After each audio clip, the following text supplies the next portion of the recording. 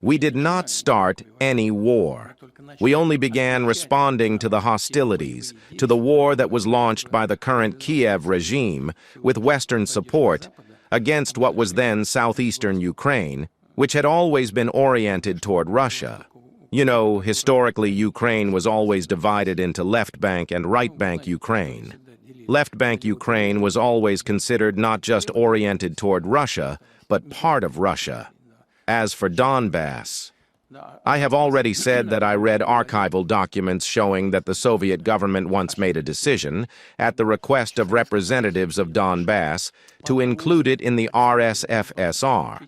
Then Bolsheviks came from more western regions and persuaded Vladimir Ilyich Lenin to transfer this part to the Ukraine that was being formed and created. When representatives of Donbass asked, "How can this be? We had agreed that Donbass should be with Mother Russia. We had made this decision," Vladimir Ilyich replied, "We need to reconsider." And so they reconsidered. Now you have to return everything to its proper historical course. I have heard many times that Ukraine is searching for its identity. But the question arises, why should this identity be found on the basis of Nazism and neo-Nazism? Now I am coming to the main point. These nationalism and neo-Nazism, which moved into the so-called anti-Russian and anti-Soviet centers, came very close together and became intertwined. When the current Kiev regime began relying specifically on this part of society and this ideology, it automatically transferred into the minds of those who are fighting as well. We need to instill in the consciousness of our society, in the consciousness of our people, the importance of the cause that you serve. You serve the motherland. What could be more important than the motherland? What could be more important than what you are doing now? Nothing.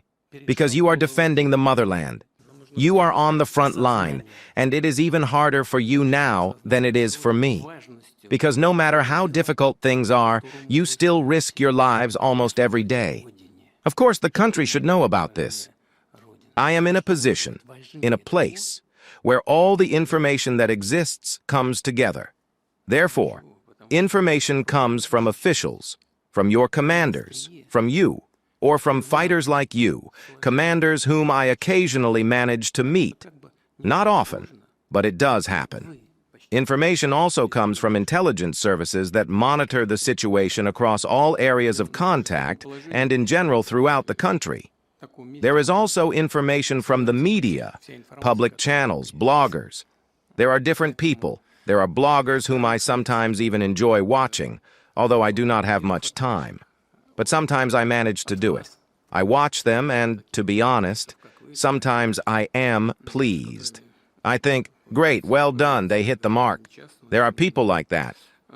First and foremost, I rely on what I receive from official sources, although I draw my final conclusions based on an analysis of the entire volume of information that comes to me. I am confident that sooner or later, Ukraine will lose these Western territories.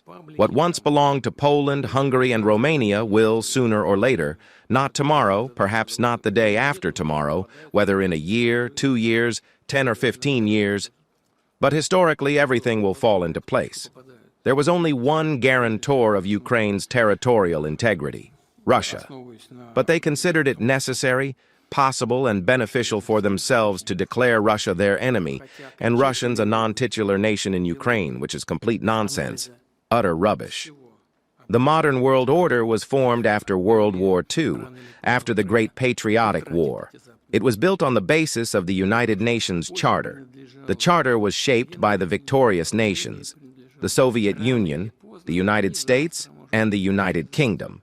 This charter is the foundation of modern international law. It was created, and certain rules were established. When the Soviet Union collapsed, one of the states that founded the United Nations and created international law and the system of international relations ceased to exist. If you like this video, then like, share, and subscribe to Mirror Now.